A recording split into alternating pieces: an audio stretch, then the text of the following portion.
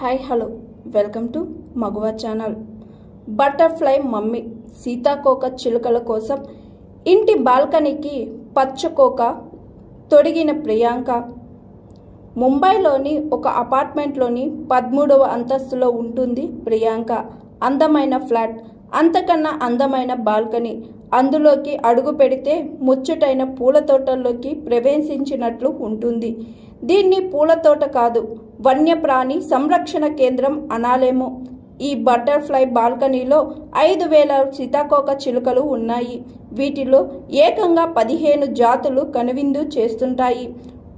ఒకప్పుడు పెరట్లో సీతాకోక చిలుకలు విహరిస్తూ కనువిందు చేసేవి. ఇప్పుడు వాటికి ఆవాసాలు లేవు. పురుగు మందుల వాడకం, వాతావరణ మార్పులతో సీతాకోక చిలుకలు కనుమరుగవుతున్నాయి.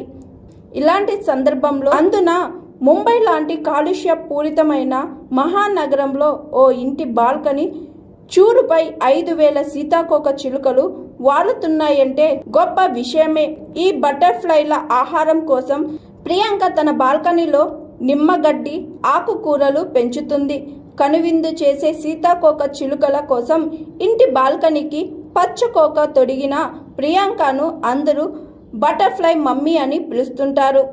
Hi, I am Pooja, movie heroine. Please like, share and subscribe Maguva TV. Thank you.